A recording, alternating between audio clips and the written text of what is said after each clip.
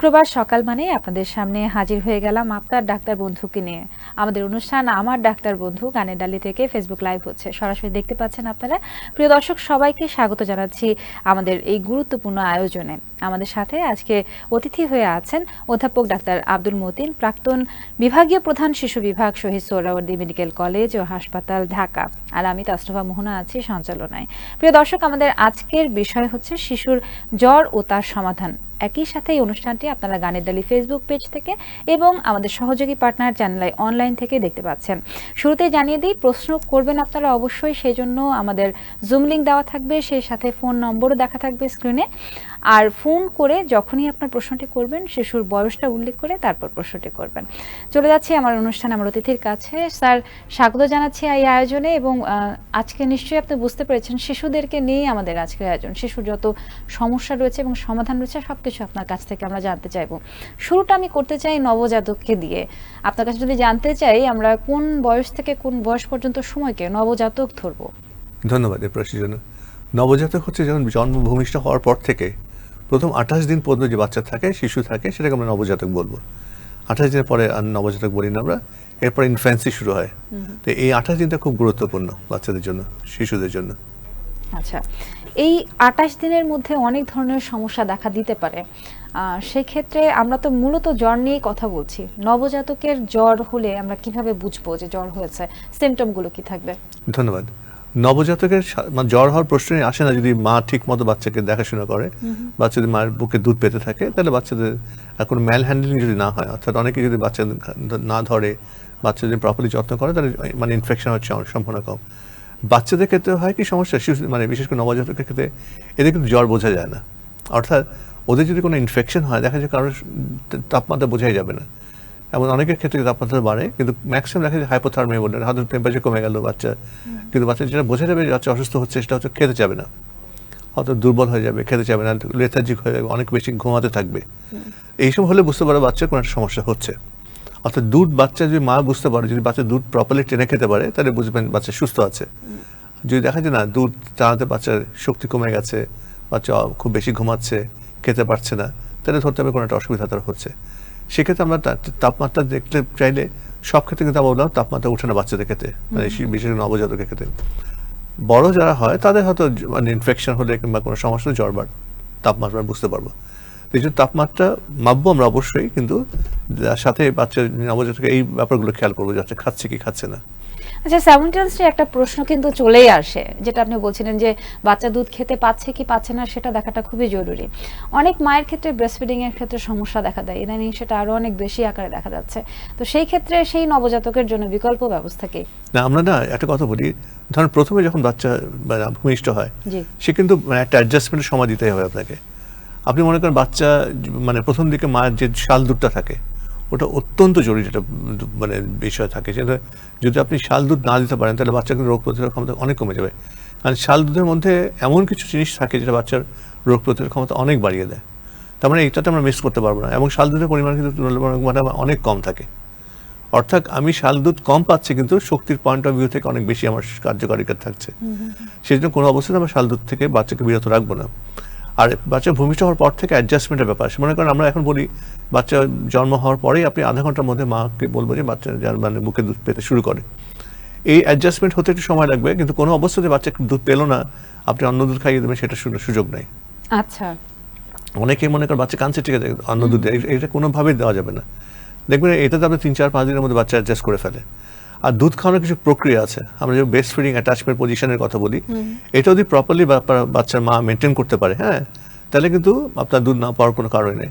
আর মা যদি stress free থাকে, মা যদি পজিটিভ থাকে যে না আমি বাচ্চাকে মায়ের বুকে দুধই খাওয়াবো, আর পরিবারের লোকজনের সদস্য যারা থাকেন তারা যদি বাবা মাকে যদি উৎসাহিত করেন, তাহলে মায়ের দুধ না আসার কোনো কারণ নেই।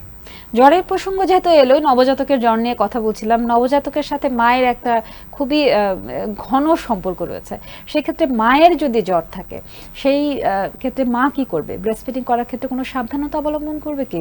না, মনে করেন ধরেন মায়ের যদি কোনো ধরনের ভাইরাল ইনফেকশন হয়, সর্দি কাশি থাকলে, সেক্ষেত্রে বাচ্চার সংক্রমিত হওয়ার সম্ভাবনা থাকে। কিন্তু ধরেন অন্য কোনো জ্বরের জন্য বাচ্চা সংক্রমিত হওয়ার সুযোগ থাকে না। কিন্তু বাচ্চা মা কোনো অবস্থাতেই দুধ না ব্রেস্ট ফিডিং না করা থেকে বিরত থাকতে পারবে না, ব্রেস্ট ফিডিং করাতেই হবে তাকে। অনেক গুরুত্বপূর্ণ কথা বলেছেন। আর জ্বরের কথা যেটা বলছিলেন যে জ্বরের সিমটমগুলো বোঝা খুবই কঠিন, কিন্তু তারপরেও যখন আইডেন্টিফাই করা হয়ে যাচ্ছে যে নবজাতক জ্বরে আক্রান্ত, এবং ডাক্তাররা সবসময় বলেন, আপনিও বলেছেন যে জ্বর আসলে কোনো রোগ নয়, রোগের সিমটম, যে কোনো একটা রোগ হচ্ছে বা হবে সেটার সিমটমই হচ্ছে জ্বর। সেই ক্ষেত্রে আসলে আমরা প্রতিরোধ ব্যবস্থা কি নিতে পারবো নবজাতকের জন্য? আচ্ছা, প্রথম কথা হচ্ছে যে আমি যদি মানে মা যদি বুকে ব্রেস্ট ফিডিং করে, তাহলে যে অ্যান্টিবডিগুলো শরীরে ঢুকছে সেটা কিন্তু রোগ প্রতিরোধ করার ক্ষমতা অনেক বাড়িয়ে দিচ্ছে। তার মানে সেখানে আপনার ইনফেকশন হয়ে যাওয়ার সম্ভাবনা কমে যাচ্ছে। প্লাস যখন বাচ্চা জন্ম নেয় তার আগে কিন্তু বাচ্চার সাথে মায়ের যে সম্পর্ক থাকে প্ল্যাসেন্টার মাধ্যমে, সেখান থেকে কিন্তু মায়ের শরীর থেকে কিছু অ্যান্টিবডি বাচ্চার শরীরে যাচ্ছে, এবং সেটা কিন্তু বাচ্চার শরীরে রোগ প্রতিরোধ ক্ষমতা বাড়িয়ে রাখে। তো এই জন্য যদি বাচ্চাকে এলোমেলো ধরনের ম্যাল হ্যান্ডলিং করে, ময়লা হাত দিয়ে বাচ্চা ধরে ফেললো, হাত প্রপারলি ধুলো না, সেক্ষেত্রে বাচ্চা ইনফেকশন হওয়ার সম্ভাবনা থাকে।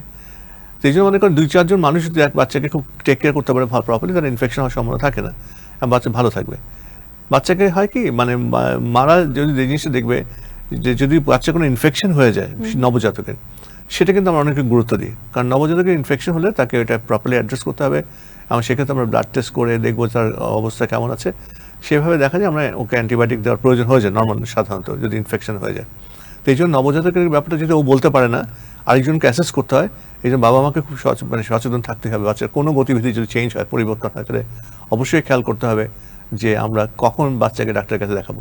খুবই সেনসিটিভ একটা খুব ইস্যু। সেনসিটিভ, কারণ হয় কি বাচ্চা খাচ্ছে না, অথবা বাচ্চা দ্রুত শ্বাস প্রশ্বাসে ওঠানামা করছে, বুকের খাঁচা দেবে যাচ্ছে, হ্যাঁ, এগুলো জিনিস খেয়াল করতে হবে।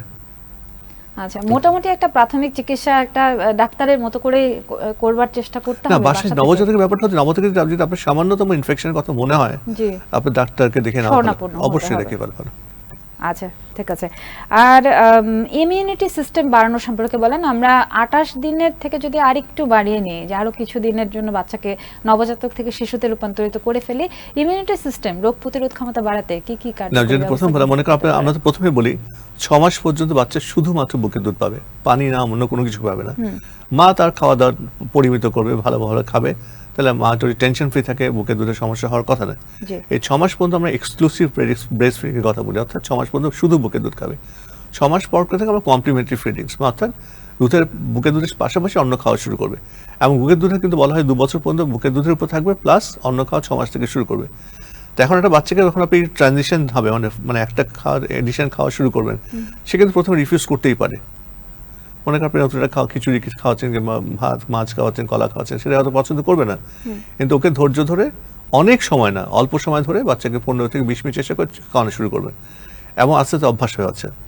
যখন বাচ্চা অন্য খাওয়াগুলো খেতে থাকবে, তখন তার মানে শক্তি বৃদ্ধি হবে, আর এদিকে মায়ের দুধের সাথে যে পরিমাণ অ্যান্টিবডি করে তার শরীরে ঢুকছে, সেটা তার প্রতিরোধ ক্ষমতা বাড়াচ্ছে, রোগ প্রতিরোধ।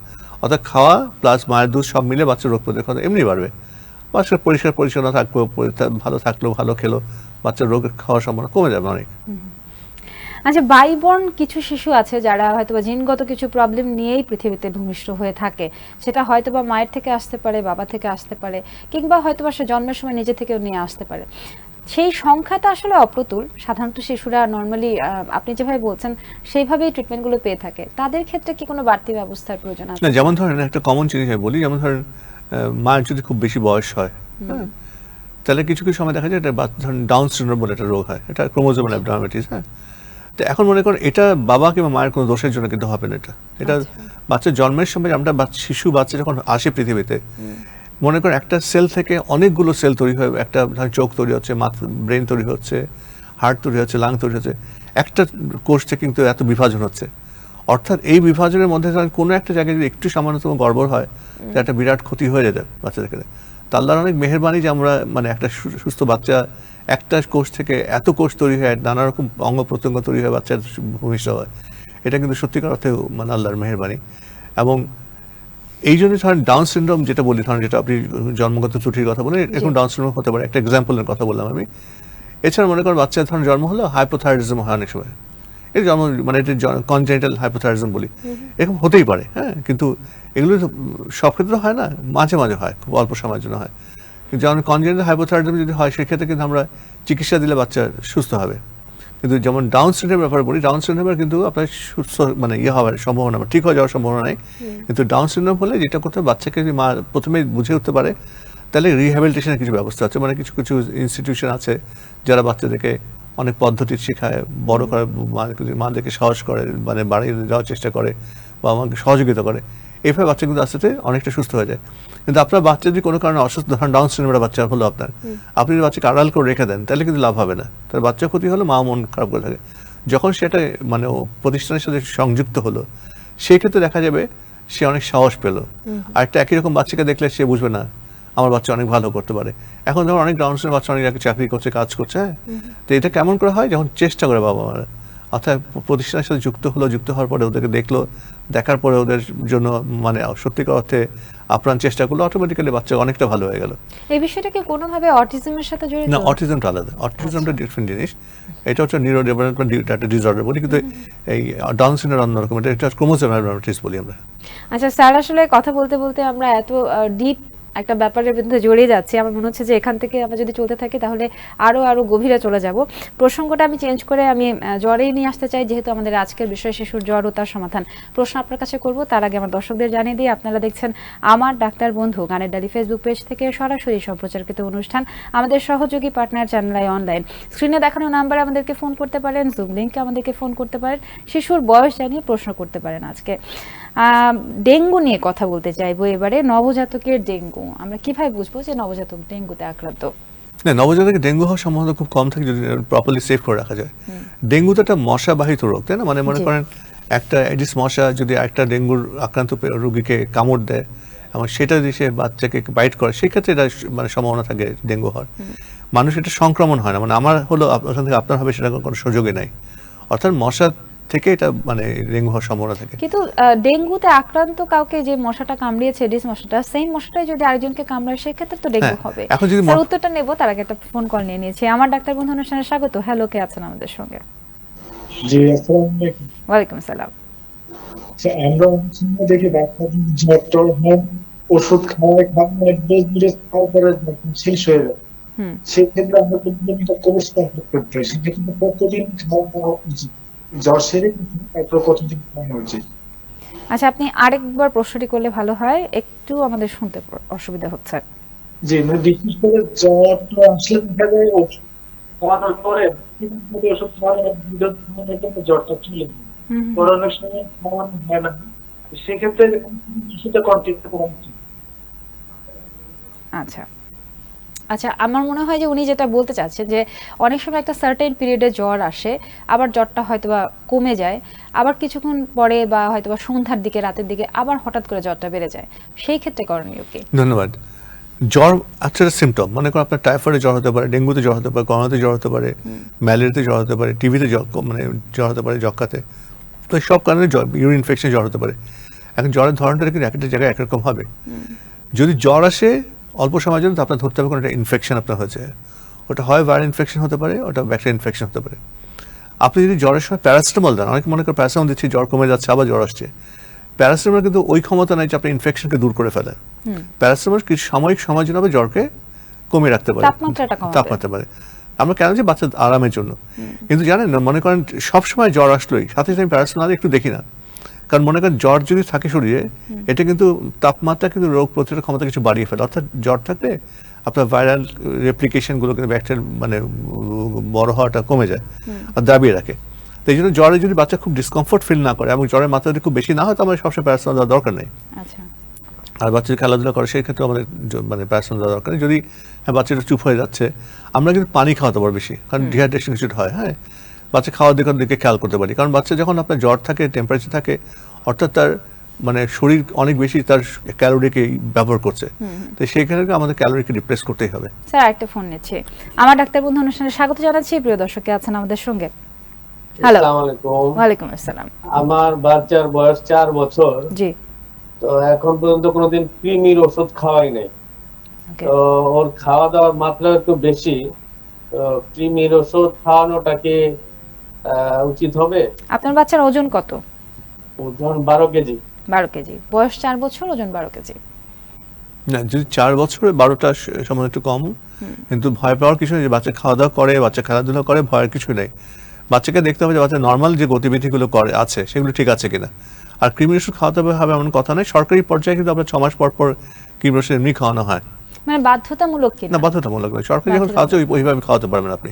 আচ্ছা, আমরা জ্বরের প্রসঙ্গে ছিলাম, সেটার সাথে সাইমালটেনিয়াস একটা কোয়েশ্চেন আমার মাথায় চলে এলো। সেটা হচ্ছে অনেক বাবা মাই হয়তো মনে করেন যে আমার বাচ্চার প্রচন্ড জ্বর আসছে, এই মুহূর্তে জ্বর কমাতে হবে, প্যারাসিটামল আর একটা যেটা সাপ্লিমেন্টারি সেটা হচ্ছে সাপোজিটরি, এবং বাচ্চাকে দেখা যায় যে দ্রুত তাপমাত্রা কমানোর জন্য সাপোজিটরি ইউজ করেন।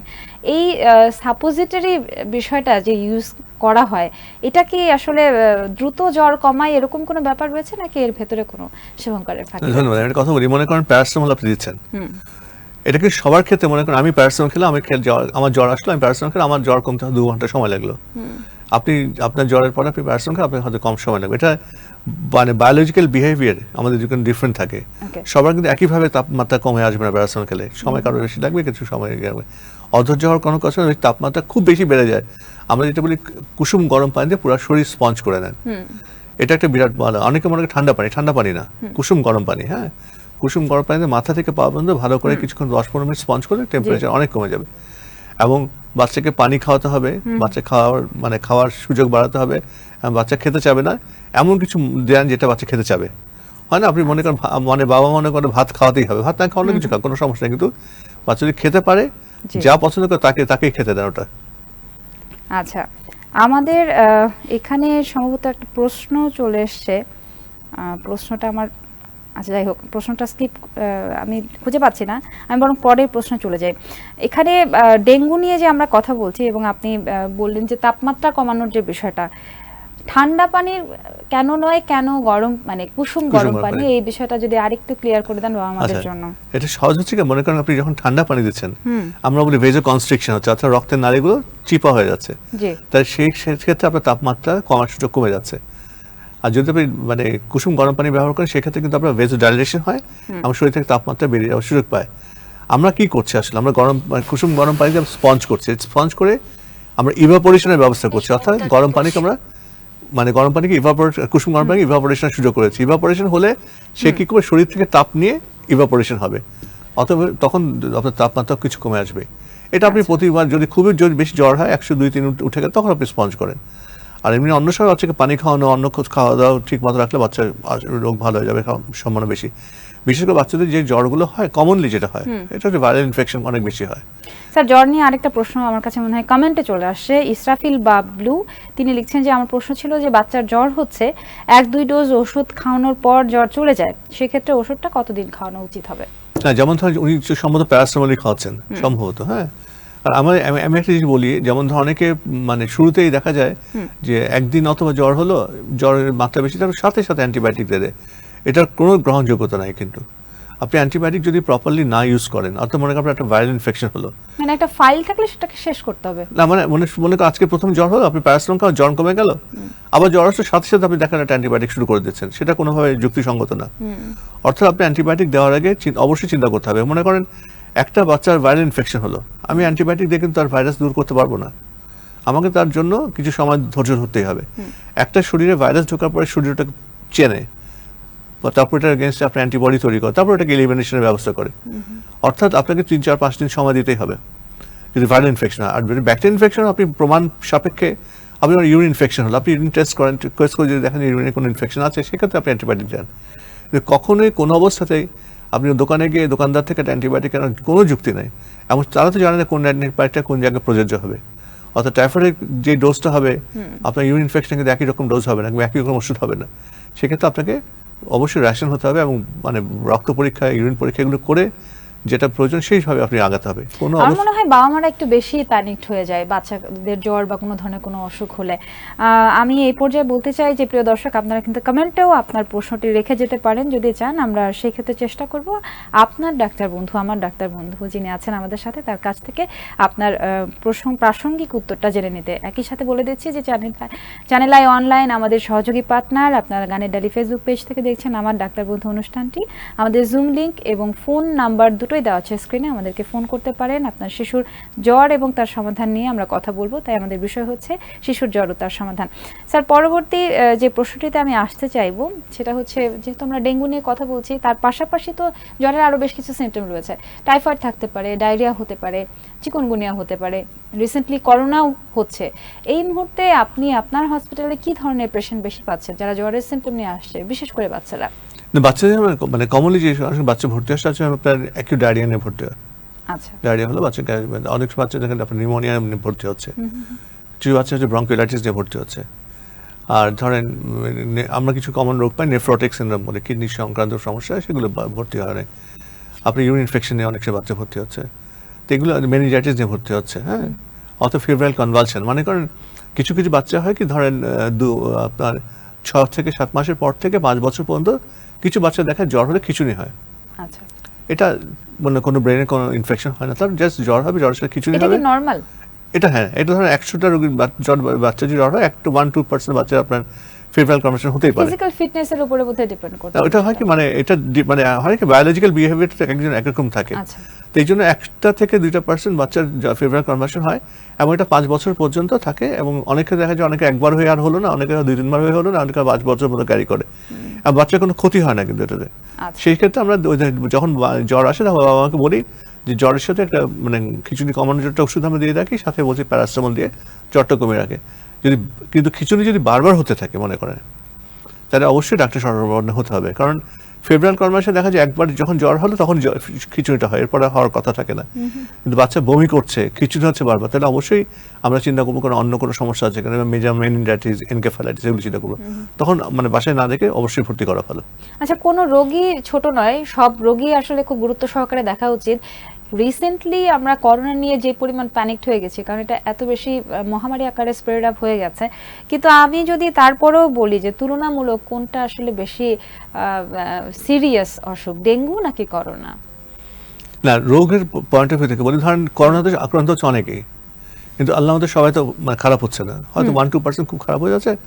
আর আমরা তো বলি 80 থেকে 85% অ্যাসিমপ্টোমেটিক থাকে, মানে কোনো টেরই পাচ্ছে না কোনো কিছু হয়েছে তার। আর বাকি ধরেন কিছু 5-10% হয়তো সেটা পাচ্ছে, কাশি জ্বরটা থাকে। আর ডেঙ্গুর ব্যাপারটা হচ্ছে, ডেঙ্গু তো আপনার যেমন ধরুন আক্রান্ত হচ্ছে অনেকে, ডেঙ্গুকে ফলো আপ করতে হয়।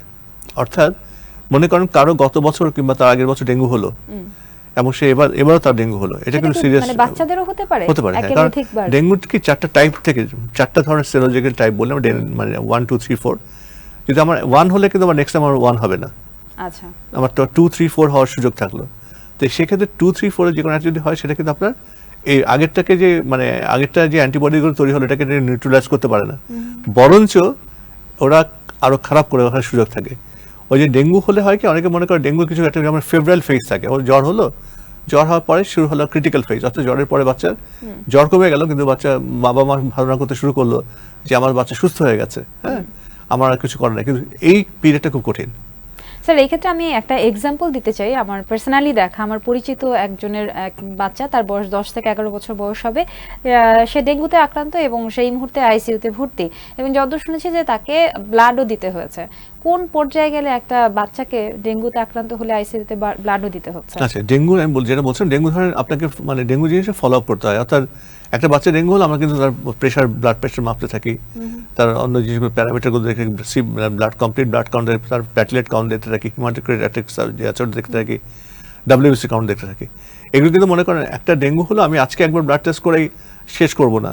যদি বাচ্চাকে আমি প্রথম রিপোর্টে দেখি কোনো রকম সমস্যা আছে, তাহলে আমরা অবশ্যই তাকে পরের দিন আবার পরীক্ষা করে দেখবো এটা কোন পর্যায়ে যাচ্ছে। এই যদি এইভাবে ফলো আপ করতে থাকে কেউ, প্রেশার যদি ঠিকমতো মেনটেন করতে থাকে, তাহলে কিন্তু আপনার আইসিইউ যাওয়ার সম্ভাবনা কমে যায়।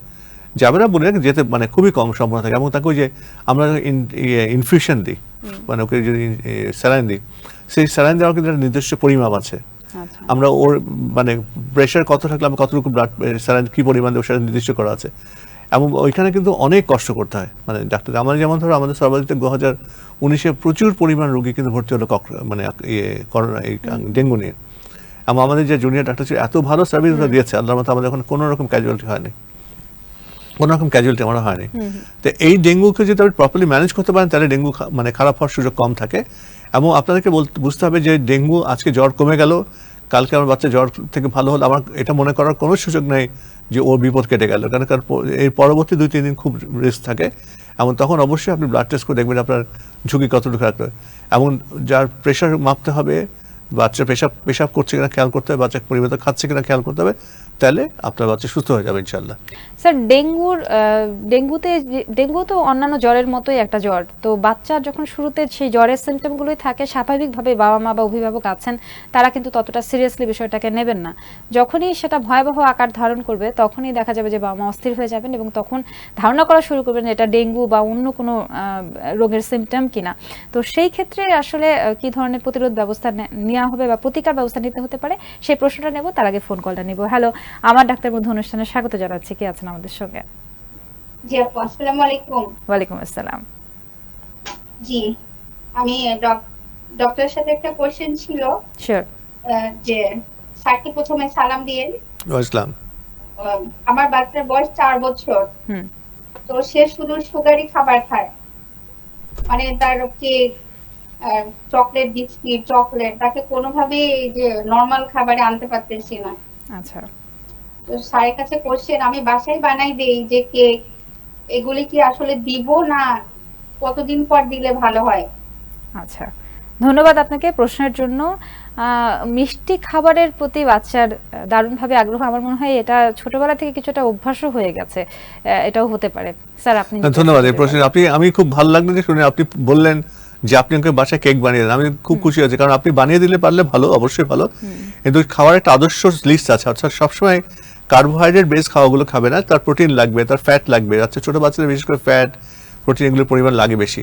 তো আপনি অবশ্যই বাচ্চাকে ধরেন বোঝাতে, মানে বাচ্চা মিষ্টি খাওয়া শুরু করেছে, অন্য খাওয়া সে খাবে, যদি আপনি বোঝাতে পারেন।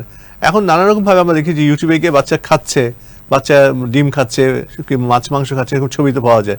এইসব বাচ্চাকে দেখালেও কিন্তু বাচ্চারা কিছু আগ্রহ হয় খাওয়ার ব্যাপারে। ওরকে একেবারে গৃহবন্দী রাখবেন না, ওকে বাসাতে বাইরে করবেন, মাঝে মাঝে নিয়ে কোথাও খেলতে দিবেন, দৌড়াতে দিবেন। বাচ্চা খিদে লাগবে, বাচ্চা অন্য বাচ্চাকে দেখলে কিছু ইনফরমেশন সে পাবে, এবং সেই সুযোগগুলো অবশ্যই আপনারা নেবেন। কারণ বাচ্চা যত বেশি গৃহবন্দী থাকবে, সে জিদ করতে থাকবে, আপনার বিরক্ত করতে থাকবে, আর সে যখন আরেকটা জায়গায় ঘুরবে, আরেকটা বাচ্চাকে দেখবে তার মতো করে, সে একটা ইনফরমেশন তথ্য ক্যারি করে নিয়ে আসবে, এবং দেখা যাবে সে নিজেকে চেঞ্জ করার চেষ্টা করবে। কিন্তু একই জীবন, একই রকম স্টেরিও লাইফ, যেটা বলি স্টেরিওটাইপ লাইফ, একই রকম জীবন ওকে দিয়ে না, পরিবর্তন অবশ্যই আনতে হবে। লাইফে একটু ভ্যারিয়েশন আনলে আমার মনে হয় যে এখন করোনার জন্য মানে মানুষের এমন হয়েছে না, করোনার জন্য মানুষ কিন্তু মানে বাসা থেকে বের করে না। যেমন গতকালকে আমার একটা রোগী পেশেন্ট বলতেছিল, স্যার জানেন বাচ্চা বাসায় থাকতে এখন বাচ্চা বের করে দিলে, দৌড়াতে গেলে মনে হয় যে প্রতিবন্ধী বাচ্চার মতো সে দৌড়াচ্ছে। তার মানে আমার খুব কষ্ট হয় যে আমার বাচ্চা এইভাবে দৌড়াচ্ছে কেন। তাই বললাম যে আপনার তো দোষ আপনাদের, কারণ আপনার বাচ্চাকে এমন বন্দি করে ফেলছেন যে ছোটবেলায় নিজেদেরকে চিন্তা করেন, নিজেরা আপনার কি করতেন, ছোটবেলায় খেলতেন, দৌড়াতে, এটা করতেন, কিন্তু বাচ্চাটা আমরা শুধু খাওয়ানো এবং মানে একটা মোবাইল হাতে দেওয়া ছাড়া কোনো কাজ করে না। আগ্রহ করে তুলছি, সেটাই।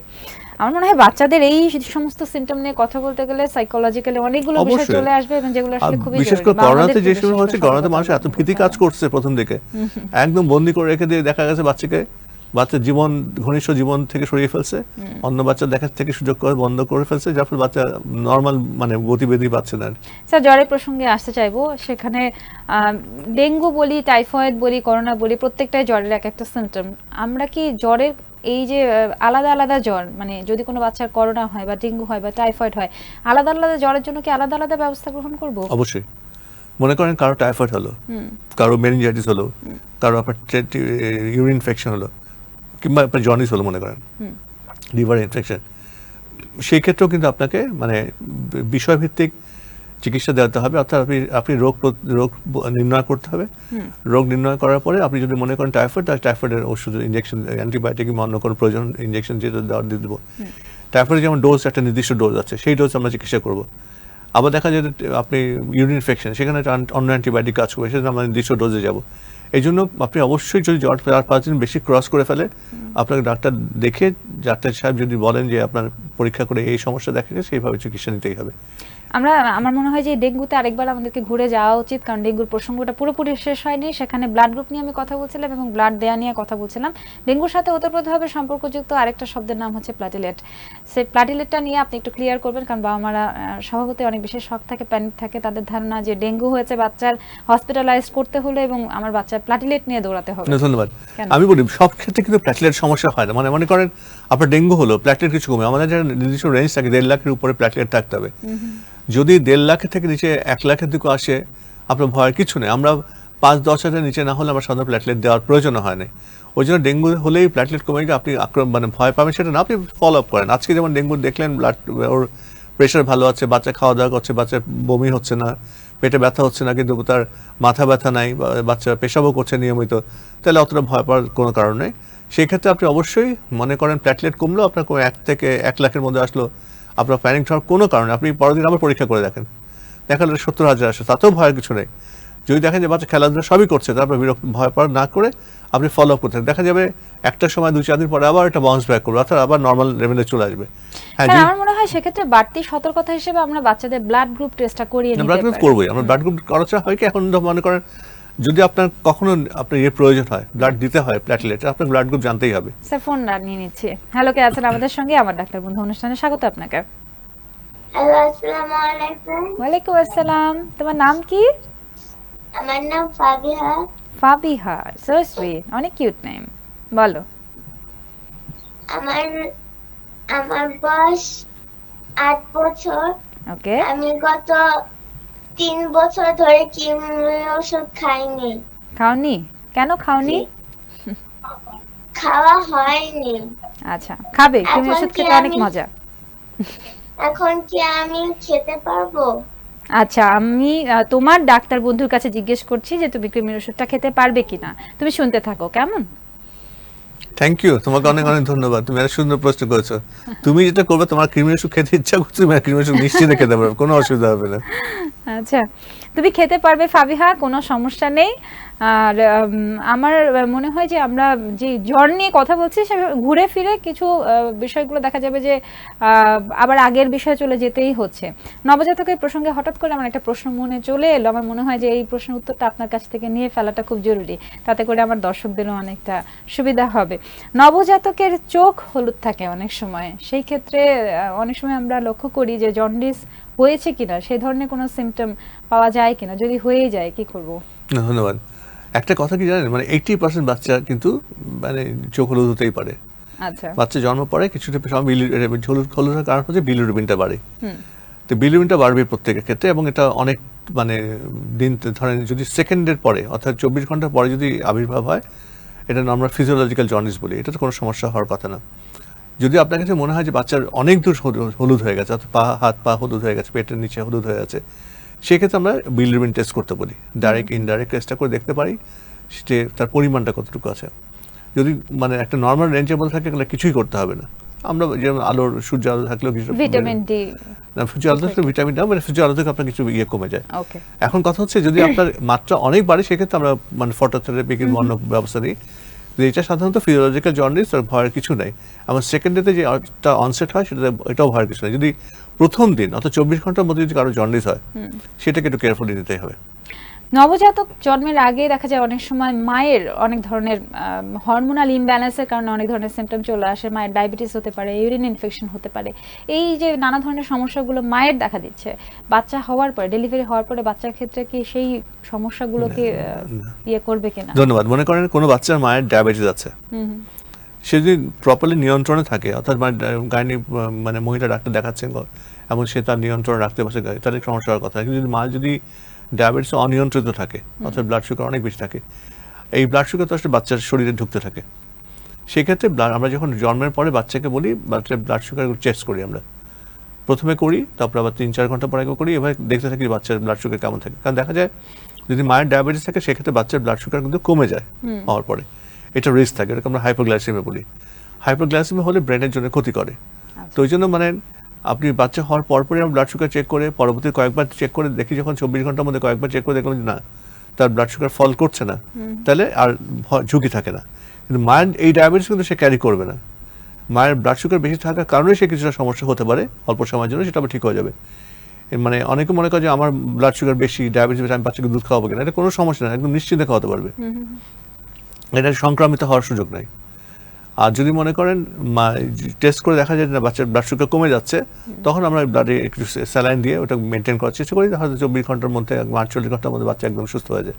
স্যার অনেক ধন্যবাদ আপনাকে। আরো অনেকগুলো প্রশ্ন আছে আমার, সেই সাথে আমার মনে হয় দর্শকদের অনেক প্রশ্ন আছে। আমি আরেকটু ক্লিয়ার করে দিই, আমার ডাক্তার বন্ধু অনুষ্ঠানটি সরাসরি সম্প্রচার হচ্ছে গানের ডালি ফেসবুক পেজ থেকে। প্রিয় দর্শক, স্ক্রিনে দেখানো নাম্বারে আমাদেরকে ফোন করতে পারেন। আমাদের আজকের বিষয় শিশুর জ্বর ও তার সমাধান, তাই শিশু সম্পর্কে আমাদের কাছে আপনার শিশুর বয়সটা জানিয়ে আপনার প্রশ্নটি করতে পারেন।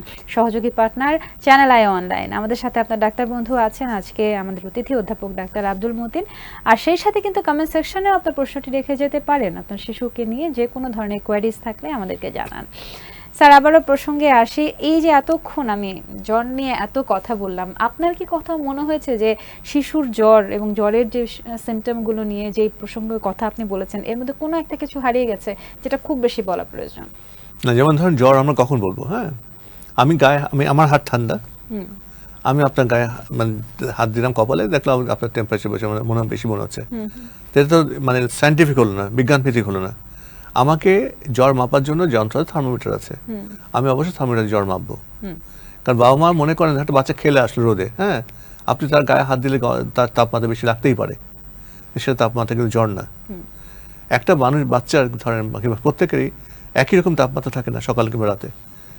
সকালে যে তাপমাত্রা থাকে তার থেকে 1 ডিগ্রি ফারেনহাইট বাড়তেই পারে রাতে বেলা সন্ধ্যার সময়, মানে এটা আমরা প্রত্যেকেরই হয় নরমালি।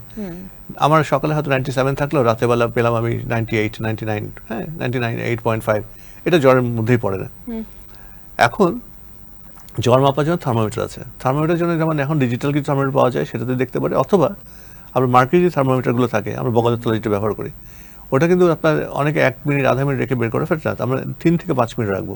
আচ্ছা, শিশুর ক্ষেত্রে সবার ক্ষেত্রেই আমার মাত্রা মাঝে যদি সেখানে আমি দেখি যে আমার জ্বরের মাত্রা 100.4 এর বেশি হচ্ছে, ডিগ্রি ফারেনহাইটের বেশি হচ্ছে, তাহলে সেটা আমি জ্বর হিসাবে অ্যাড্রেস করব। কিন্তু যদি আমি না মেপে হাত দিয়ে জ্বর বোঝার চেষ্টা, সেটা হবে না। আমাকে থার্মোমিটারে জ্বর মাপতেই হবে। থার্মোমিটারের ব্যবহার সম্পর্কে আমরা কম বেশি সবাই ওয়াকিবহাল, কিন্তু ইদানিং অক্সিমিটার যেটা নিয়ে আসলে পালস অক্সিমিটার, যেটা আসলে করোনা রোগটা না হওয়ার আগ পর্যন্ত আমরা সেটার সাথে পরিচিত ছিলাম না, এবং এখন দেখা যায় যে প্রায় বাসায় যেরকম থার্মোমিটার থাকে সেরকম অক্সিমিটারটা থাকে। অক্সিমিটারের ব্যবহার সম্পর্কে আমাদের একটু বলবেন কি? ধন্যবাদ। আমি আসলে বিশ্বাস করি মানুষ অনেক করোনার সময় অনেক সচেতন হচ্ছে, যেমন ধরেন মাস্ক পরা, হাত ধোয়া, হ্যাঁ, এগুলো কিন্তু মানুষকে অনেক রোগ থেকে বিরত করেছে। যেমন ধরেন গতবার আমরা যেমন পেতাম বাচ্চা ঠান্ডা, জ্বর, অ্যাজমা, এবার কিন্তু তুলনামূলক অনেক এই রোগীগুলো কম পাচ্ছে, কারণ বাসায় থাকছে, মানে পরিষ্কার পরিচ্ছন্ন থাকছে, তাতে করে এগুলো সুযোগ পাচ্ছে। মানে অর্থাৎ আমরা যদি পরিষ্কার পরিচ্ছন্ন থাকতে পারি, তাহলে আমাদের অনেক রোগ মানে এমনি কমে যায়। মনে করেন বাচ্চা খেলে আসলো, প্রপারলি হাত ধুয়ে ফেললো, তাহলে ওর জার্মগুলো ঢোকার সুযোগ পাচ্ছে না। পেটে ইনফেকশন হওয়ারগুলো প্রথম কারণ হচ্ছে কিন্তু 80% কাজ হচ্ছে আপনার হাতের। হাত যদি মানে জীবাণু মুক্ত থাকে না থাকে, অর্থাৎ হাতে যদি জীবাণু ক্যারি করে, আপনি যদি হাত দিয়ে খেতে থাকেন, তাহলে আপনাকে পেটে আক্রান্ত হওয়ার সমস্যা অনেক বাড়বে। তার মানে আপনি যদি পরিষ্কার পরিচ্ছন্ন থাকে, ভালো থাকে। এখন বাচ্চারা যেমন ছোট ছোট বাচ্চাগুলো দেখা যাবে, আমার চেম্বারে অনেক বাচ্চা আছে দেখেন মাস্ক পরতে খুলতে চায় না। অক্সিমিটারটা কিভাবে ব্যবহার করবে? আপনি অক্সিমিটার যখন বাচ্চাদের ক্ষেত্রে একটু বোঝার ডিফিকাল্ট, কিন্তু বড়দের ক্ষেত্রে যেমন ধরুন সর্দি কাশি জ্বর হচ্ছে, হ্যাঁ, আপনি অবশ্যই পালস অক্সিমিটার দেখবেন। অনেকে দেখা যায় যে আপনার হলো, করোনা হলো, দিব্যি ভালো আছে, কিন্তু মানে কোনো কিছু নাই, হয়তো একটু শ্বাসকষ্ট পেলো না, আপনি পালস অক্সিমিটার দিয়ে দেখতে দেখবেন অক্সিজেন স্যাচুরেশন কমে গেল। তার মানে আপনাকে এটা দেখতেই হবে, কারণ অক্সিজেন স্যাচুরেশন যখন কমে যায়, আমরা ধরুন 94 মানে 95 এর নিচে নামতে থাকে, সেক্ষেত্রে কি করবে? অবশ্যই আপনি মানে তখন ভর্তির প্রশ্ন চলে যায়, কারণ আপনি অক্সিজেনকে শরীর থেকে বেশি নামতে দেওয়া যাবে না। আমি অক্সিমিটার দিয়ে নিজেকে দেখার আগে কি করে বুঝতে পারবো আমার শরীরের সিমটম কি বলবে যে আমার অক্সিজেনের লেভেল কমছে কি না? হ্যাঁ, এটা যেমন ধরেন কেউ যদি মনে করেন জ্বর হলো, কাশি হলো, আপনার খাওয়া কমে গেল, হ্যাঁ, খুব লেথার্জিক হয়ে গেলেন, শ্বাস একটু কষ্ট হচ্ছে, তাহলে বুঝতে হবে আপনার মানে শরীর খারাপ হচ্ছে। তখন হ্যাঁ, তাহলে পালস অক্সিমিটার দেখলেন যে অক্সিজেন স্যাচুরেশন কেমন হচ্ছে। যদি দেখেন যে না আমার 95 এর উপরেই থাকছে, না অতটা ইয়ে না, কিন্তু দেখতে হবে বারবার। আচ্ছা স্যার, বলছিলেন যে করোনার কারণে আমরা অনেক বেশি সচেতন হয়ে গেছি, পরিষ্কার পরিচ্ছন্নতার দিকে বেশি নজর দিচ্ছি, বেশি করে হাত ধুচ্ছি, মাস্ক পরছি, এবং স্যানিটাইজারের ব্যবহারটাও কিন্তু খুব বেশি বেড়ে গেছে। কিন্তু আমি যদি বলি স্যানিটাইজার কিন্তু ওয়ান কাইন্ড অফ কেমিক্যাল, এবং কেমিক্যাল আমরা যে কারণেই ব্যবহার করি না কেন তার কিছু সাইড এফেক্ট থাকবে। এই ক্ষেত্রে এত স্যানিটাইজারের ব্যবহারটা যখন হচ্ছে, আমরা যারা বড়রা ব্যবহার করছি তারা অনেক সময় একটুখানি অসতর্কই থাকি যে না আমরা বড় মানুষ, আমাদের খুব একটা সমস্যা হবে না। ছোট বাচ্চাদের ক্ষেত্রে কিন্তু আমরা একটু বাড়তি সতর্কতা অবলম্বন করি। না, এখন যেমন সেক্ষেত্রে মজার কি ব্যাপার বলবো? হচ্ছে বাচ্চারা মানে কি হয় যে শার্প হয়ে গেছে, তারা কি করে আমাদের চেম্বারে আসে, আমি যদি ওকে ডাকি হয়তো আসবে না, আমি যখন স্যানিটাইজার ওকে দেওয়ার চেষ্টা করবো সেটা হাত দুটা বেরিয়ে দিচ্ছে। আচ্ছা, তার মানে ওরা নিজের থেকে এত সচেতন হচ্ছে ইউজ করতে শিখে ফেলছে। এখন মনে করেন করোনা নিয়ে আমরা মানে কনক্লুশন দেওয়ার মতো এখনো সময় কিন্তু আসে নাই, অর্থাৎ অনেক গবেষণা হবে, অনেক কিছু হবে, তারপর আলটিমেটলি করোনা সম্পর্কে বলা যাবে, কারণ করোনা তো এখন দূর হয়ে যায়নি। করোনা যখন ইনশাআল্লাহ পৃথিবী থেকে চলে যাবে তখন দেখবেন অনেক ভালো ভালো তথ্য আসবে, তখন অনেক ভালো নিয়ম কানুনের কথা আসবে, তখন আমরা শিখবো অনেক কিছু। স্যার করোনা রোগটা যদিও এখনো 1.5 বছরের বেশি বয়স হয়নি, না, 1.5 তারপরেও বছর হয়ে গেছে। মানে 1.5 বছর, অলমোস্ট 1.5 বছর, এবং খুব মানে 1.5 বছর অনেক কম সময়, যেখানে ডেঙ্গু হয়তো বা আরো অনেক অনেক বেশি বছর জুড়ে আমাদের সাথে জড়িয়ে রয়েছে। তো সেই জায়গায় করোনার যেসব পেশেন্ট আপনার কাছে আসছে তাদেরকে নিয়ে আমি দেখছি যে অনেক ডাক্তারই বলছেন যে করোনা নিয়ে ভয়টা একটুখানি কম, যে ক্ষেত্রে ডেঙ্গু নিয়ে ভয়টা একটুখানি বেশি। তারপরেও করোনা রোগী কিন্তু অনেকে মারা যাচ্ছে। তো ওই ক্ষেত্রে আসলে মানে কারা মারা যাচ্ছে, সেই পার্সেন্টেজটা কতখানি এবং কি সিমটম তাদের?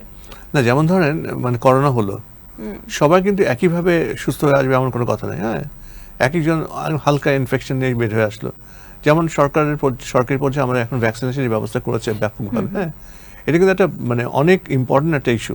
স্যার এই ক্ষেত্রে সরি আমি আপনাকে একটুখানি ইন্টারাপ্ট করতে চাইবো, এই ভ্যাকসিনেশন নিয়ে আমার একটা কোয়েশ্চেন রয়েছে, যে এই 1.5 বছরের মধ্যে দেখা যায় যে ভ্যাকসিনেশনটা যখন সরকার অ্যাভেলেবল করে দিয়েছে, প্রথমে বয়স নির্ধারণ করা ছিল 40 বছর, 30 বছর, এটা আস্তে আস্তে কমতে কমতে হয়তো বা শিশুদেরও আসবে।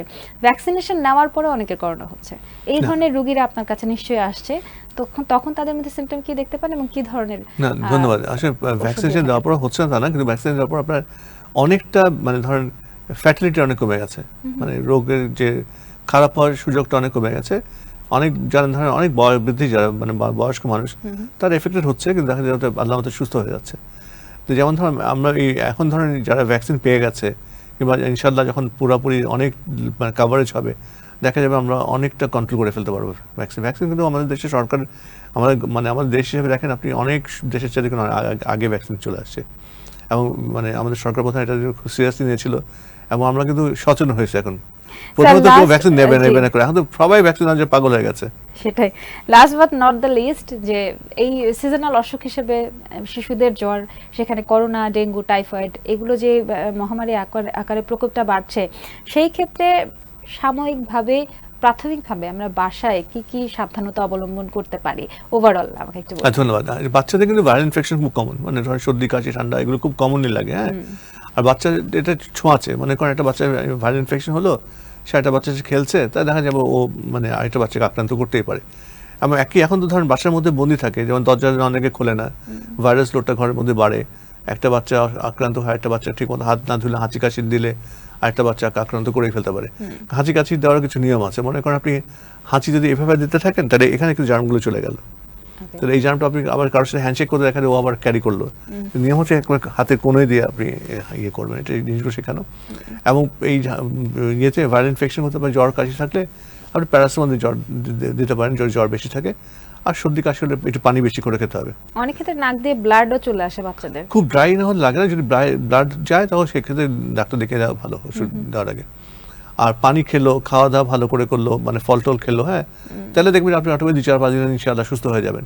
আর ডেঙ্গুর ক্ষেত্রে তো কিছু পরিচ্ছন্নতার ব্যাপারগুলো থাকে, যেগুলো ডেঙ্গু হলে না আপনি অবশ্যই মানে ব্লাড টেস্ট করে ফেলা ভালো, মানে ব্লাড টেস্ট না করে ডেঙ্গু, যেমন ধরুন আগে তো যেমন ধরুন আমরা অ্যান্টিবডি টেস্ট করতাম, সেটা 5-7 দিন পরে করতাম। এখন যেমন একটা পরীক্ষা করা যায়, NS1 টেস্ট বলে, এটা কিন্তু ইমিডিয়েটলি করা যায়। মানে এখন আপনি যেমন এখন জ্বর হলো, আপনি ঘন্টাতে আর 5 মিনিটের মধ্যে আপনি বুঝতে পারবেন ডেঙ্গু হয়েছে কি না। তো এই জন্য এটা সুবিধা হচ্ছে এখন, যখন অ্যাসেসমেন্টের সময়। আগে যেমন ধরেন আমরা পরে টেস্ট করতাম, আর মানুষও জানেন মোটামুটি সচেতন হয়েছে, মানুষ জানে কি টেস্ট করতে হয়, আর করে ফেললে আপনি বুঝে ফেললেন তারপর ডেঙ্গু হলো, তারপরে আপনি পরবর্তীতে ইয়ে করলেন, মানে যদি প্ল্যাটলেট খুব কম থাকে পরবর্তীতে 2 দিন পরে, একদিন পরে আবার টেস্ট করে দেখেন কি পর্যায়ে যাচ্ছে। এবং প্ল্যাটলেট যে কমে থাকবে সেটাকে কমে থাকে না, আবার নর্মাল প্রক্রিয়াতে বেড়ে যাবে, অবশ্যই বেড়ে যাবে। হ্যাঁ, কোনো একটা সময় কোনো একটা যে কোনো ভাইরাল ইনফেকশন কিন্তু কিছু সময়ের জন্য আপনার WBC কাউন্ট, প্ল্যাটলেট কাউন্ট কমতে হয়, ডেঙ্গুতে কমে যায়, সেটা আবার বাউন্স ব্যাক করে ঠিক হয়ে যায়। তো এই জন্য ভয় কিংবা টেনশনের কিছু নাই, জাস্ট দেখতে হবে, অবজার্ভ করতে পারছে ঠিক আছে কিনা। আসলে সর্বোপরি আমি যেটা বুঝলাম যে শিশুদের জ্বর নিয়ে যখন আমরা কনসার্ন হব তখন প্রথমত সতর্ক থাকা, সাবধানতা অবলম্বন করা, পরিষ্কার পরিচ্ছন্নতা থাকা এবং হচ্ছে সেই সাথে প্যানিক না হয়ে যাওয়া। আরেকটা জিনিস হচ্ছে যে আপনি ইচ্ছা মতো অ্যান্টিবায়োটিক খাওয়ার কোনো সুযোগ নেই। আচ্ছা, আমি আমার জ্বর হলো একটা অ্যান্টিবায়োটিক খাই দেবো, এটা কোনো অবস্থায় যেন না করেন। এবং শিশুর ক্ষেত্রে সেটা অতি অবশ্যই নয়, একদম না। সেই ক্ষেত্রে হয়তো বা সাইড এফেক্ট অন্য কিছু হতেও পারে, এবং ক্রিটিক্যাল কন্ডিশনে যে ডাক্তারের জন্য মানে অসম্ভব আপনি হয়ে একটা যাবে। অ্যান্টিবায়োটিক খাওয়াচ্ছেন, সেটা যদি আপনার প্রয়োজন না হয়, আপনার শরীরে রেজিস্ট্যান্স হয়ে গেল, আপনি যখন প্রয়োজন হবে তখন এটা ওষুধ কাজ করছে না। এক্স্যাক্টলি। আর দোকানদাররা ধরেন একটা ওষুধের দোকানে গেলে ওরা মনে করে প্যারাসিটামল বিক্রি করলাম, ঠিক আছে, এটার সাথে অ্যান্টিবায়োটিক দিয়ে দিই। আপনি দোকানদার থেকে ওষুধ নেওয়ার কোনো সুযোগ নেই। না, অনেক সময় কিন্তু অনেক দোকানদার থাকে যে তারা নিজেরাই হয়তোবা আগ বাড়িয়ে কি দিয়ে দেয়। অসুখ কি হচ্ছে না হচ্ছে সেটার উপরে ডিপেন্ড করে তারা অনেকে হয়তো অনেকে আমি ডাক্তারের বলি, আর পরামর্শ একটা সমস্যা যেমন ধরুন ব্লাড প্রেশার ব্যাপারটা বলি, অনেকে ধরেন ব্লাড প্রেশার মাপে। আমরা অনেক রুগী পাই দেখা যায় বলে যে আমার লো ব্লাড প্রেশার, বলে ওকে ধরেন এই খাচ্ছে ওই খাচ্ছে ব্লাড প্রেশার বাড়ানোর জন্য। দেখা গেল আসলে তার ব্লাড প্রেশার হাই ছিল, কিন্তু ওরা দেখার সময় বুঝতে পারে না।